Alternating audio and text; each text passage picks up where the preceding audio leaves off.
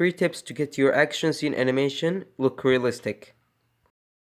First off, you see this type of bones and the legs type of bones. Usually when you select them or animate them, and you will find them a little bit smooth or like a bad smooth. Then you go to the interpolation curve and find out that the automatic rotation interpolation curve is on. For me, I didn't know that this thing was on in my entire life. And I thought the only fashion the square type bones are moving is this fashion. This is the only way it can move. And a really bad movement. But I figured out that if you turn off the interpolation curve and rotation, and you go there, of course here I have nothing. I haven't put any interpolation curve anywhere around here, except at the beginning. Let me get up. Look, here it has interpolation curve. You can put the liner and it will line it up back again, in like straight, in a straight line. The next step is important, 49% in the process, is just don't use the interpolation curve in one fashion. Like, don't make it as the usual interpolation curve that people use in their videos. That's a very wrong way. It's just that, like, that smooth line that makes the animation very smooth. That doesn't make it smooth. That doesn't get it to look realistic at all.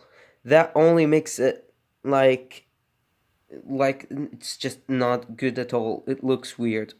Don't use it in that pattern at all. Just change it when it's the right time. You have to know when it's like this, when it's like that, and when to change it. Like, it's very important to get it so realistic. And by the way, I don't know if people know that's a thing or not, but there's a interpolation curve in each axis, like in the y-axis and the z-axis. You can choose any of them, and there are lots of capabilities. And usually, when it's very bad to use the interpolation curve and the square bonds. If you wanted the animation to look smooth on one axis, you can do that by going to the interpolation curve section and selecting. Usually the square bonds are not good at all with interpolation curves because they are moving. They are constantly moving. That's the whole point of them. But sometimes when like that bone, if you want it to jump or something and you want it to get like a little strong push, you can do the interpolation curve in the y-axis, like selecting it and pulling the line up. And as I said before, the square type of bones are not meant for interpolation curves. Like, they're not meant to be smooth. And the only way to check if your animation had it, you have to go and click on all and see if the automatic is working, and look at the interpolation line if it had anything. If it had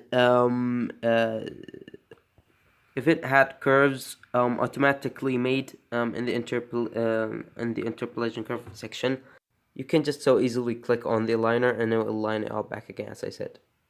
Why you have to click on all? Because you basically just saying the to the interpolation curve section that show me all the steps in the animation process. In each axis you had to take over, basically the status of the overall animation process. So yeah, there are axes here, and the most important part is you really have to get a reference. And the only parts you have to take of the reference is the keyframes.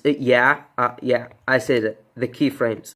Yeah, MMD is not the software to provide this feature, the keyframes and the breakdowns and all. Yeah, but you only have to take like the keyframes by the meaning of it. The keyframes, the things that show, like the frames that means the whole animation.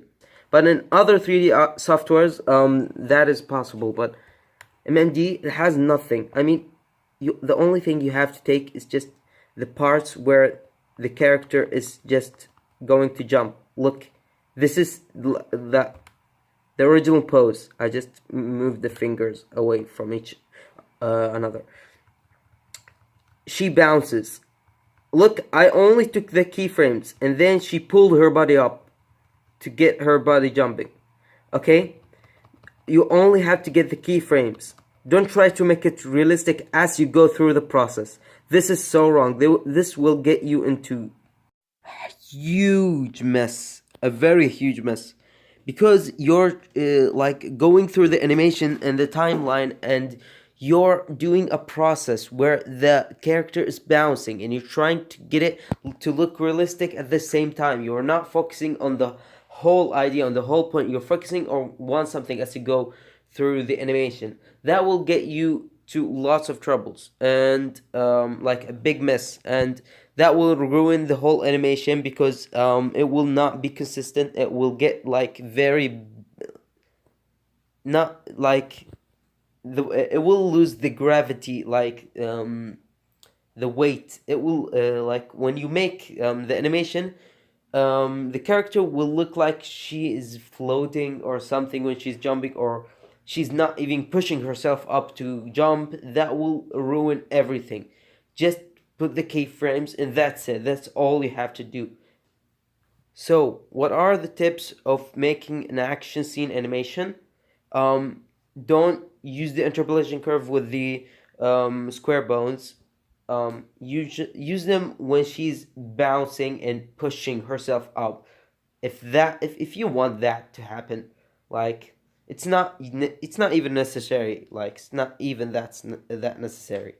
So there are lots of ways to use interpolation curve, and never stick to one way of using the interpolation curve at all. And don't forget to look for a reference, because the dynamic poses, when she's when she's bouncing, and at first when she's pushing herself up and pulling herself up, and that has to be very dynamic to look very realistic. You can edit them afterwards, but just stick to the plan. Like, the whole idea of this video is just like the only point, like if I would rate them out of 5, the most necessary of them, the most necessary tip of them is just the third one, which is only animating keyframes. And that tip is like along with the reference one, because the reference one is getting you the dynamic poses, and you get to learn of it. You get to learn. And by the way, each jump has a different way of like bouncing and moving arms, like, and twisting. Like, there are different ways of jumping, so you have to learn from videos as you are animating, because every kind of jumps, like backflips or anything, has a really different way than the other one. They're very different, so you have to look for references, and yeah, and you have to just learn from them. And that's all I had to say and have to give you. And I thought these tips were important because I hope I was taught that when I was starting using MMD, because I was really lost and really annoyed by the rotation interpolation curve automatic thing. I really hated it. So I thought of delete, like when I was thinking of making my series, I thought I had to delete this type of bones and make my own type of bones in my own models. So these were things I were hoping I've been told before starting animating, and that's all. If you have any question, feel free to ask me. Thank you. Excuse my English, I'm not very good at speaking in English, and that is my second tutorial, and this second tutorial is about animation. If you wanted a tutorial about something, you can just tell me about it, and I will see what I can do to help. I'm not saying that I know everything in BMX or anything like, but I'm still discovering things, new things, and wanting to share them. If you need anything, just ask me. Feel free to ask me. And thank you very much. حسن رمضان.